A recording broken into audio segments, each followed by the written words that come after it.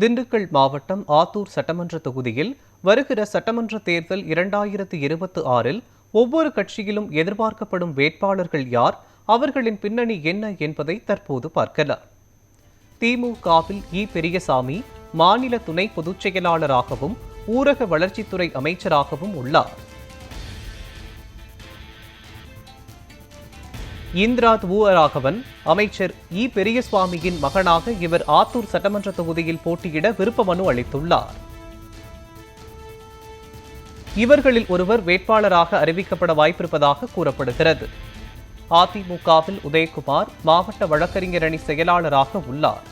பாலு மாவட்ட வர்த்தகர் அணி செயலாளராக இருக்கிறார். TR விஜயபாலமுருகன் மாவட்ட துணை செயலாளராக உள்ளார். இவர்கள் மூவரில் ஒருவர் வேட்பாளராக அறிவிக்கப்படலாம் என அவர்களது ஆதரவாளர்கள் கூறுகின்றனர்.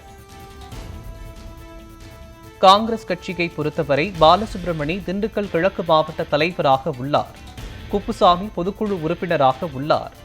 இருவரில் ஒருவருக்கு வாய்ப்பு கிடைக்கும் என அக்கட்சி வட்டாரத்தில் பேசப்படுகிறது.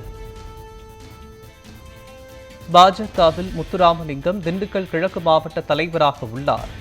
செல்வ விக்னேஷ் மாநில இணை ஒருங்கிணைப்பாளராக இருக்கிறார்.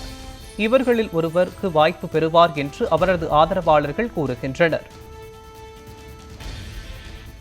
பாமகவில் திலகபாமா மாநில பொருளாளராக உள்ள இவருக்கு வாய்ப்பு கிடைக்கும் என ஒரு தரப்பினர் கூறுகின்றனர்.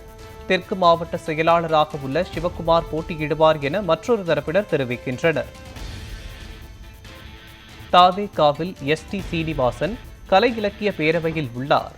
முருகானந்தம் ஆத்தூர் ஒன்றிய செயலாளராக உள்ளார். இருவரில் ஒருவருக்கு வாய்ப்பு கிடைக்கும் என அவர்களது ஆதரவாளர்கள் கூறுகின்றனர். நாம் தமிழர் கட்சியில் சைமன் ஜஸ்டின் திண்டுக்கல் ஒருங்கிணைந்த மண்டல செயலாளராக உள்ள இவர் வேட்பாளராக அறிவிக்கப்பட்டுள்ளார்.